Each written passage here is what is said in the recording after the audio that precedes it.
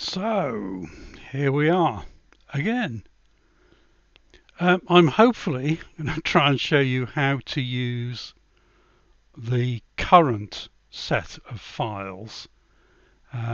This is the ones in the top half of the diaries page. So these are the pre-printed ones in the year columns. So you can have it in Word or you can have a PDF.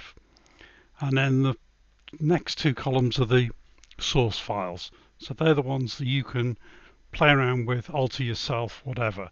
And that's the main crux of this instruction thing today.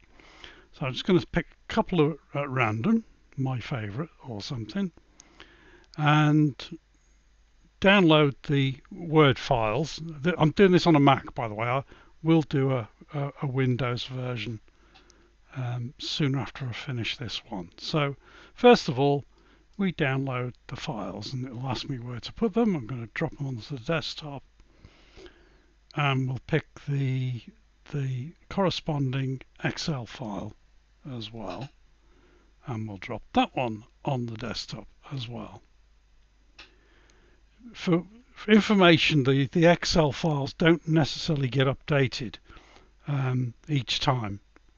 The Word files do occasionally. So over here we have our Excel file, which I'm going to open up, and in the year sheet you'll see current year, currently set at 2020, which was when these files were first created. So I'm going to change that to 2026, and that's all we're going to do to that, and then we'll save it and close it, well, minimize it as it were, and then we open our Word file.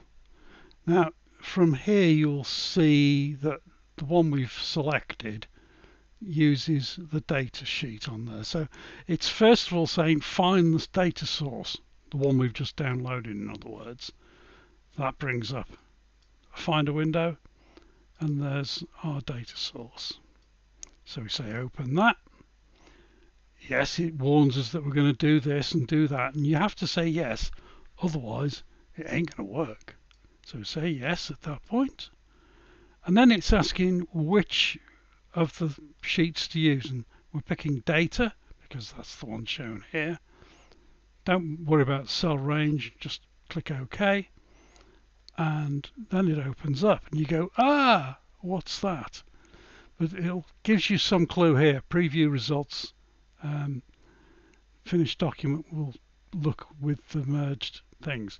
Now obviously, because this is all gone big and what have you, it's pushed it into 4 pages when it should really be 2.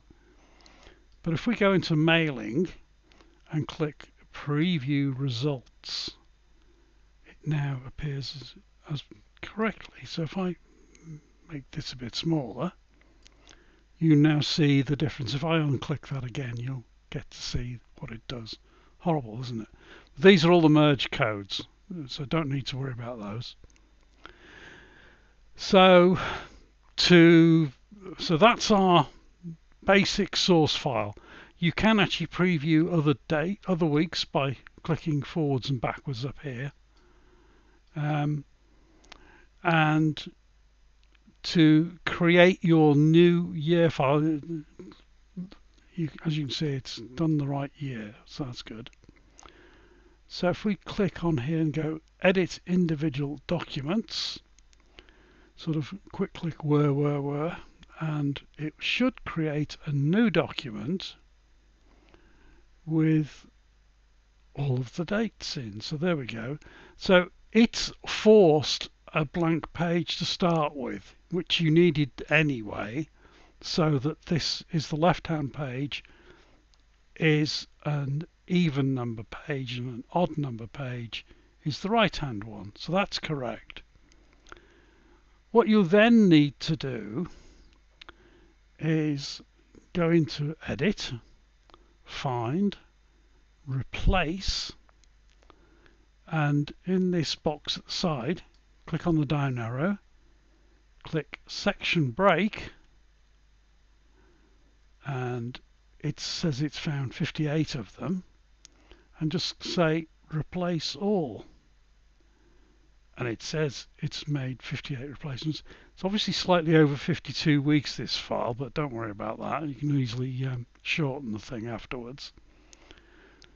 Click close, click save, and give your file week on 2 pages.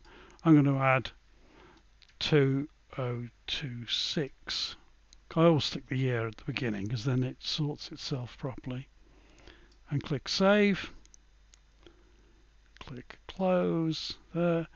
Now it will prompt you to save this because we have found the data source. So the next time we open it, it'll be alright. So, but I'll click save on this one as well. And click close there. And we'll minimize that. And here we have up here our week on 2 pages for 2026. There we go. Now, okay, you can see some dotted lines here. That's basically down to table high grid lines. Buff, gone. So they were only there just to give you some outline. Now, at this stage, you could go through and you could add in things like New Year's Day or something, or other oddities like birthdays and stuff like that. That's what I basically do, is just run through the thing to update it and then just save it and then print it. Simple. But hopefully that'll give you more of an idea on how to do it.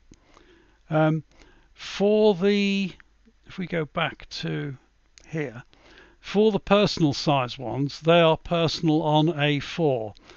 The only difference with those is you don't have to remove the section breaks, or the pocket ones for that matter, because they are already on an A4 page, so you don't need to worry about that.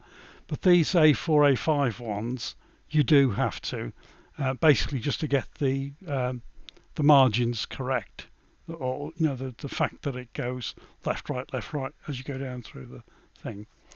But hopefully you will find that that's been helpful. Thank you.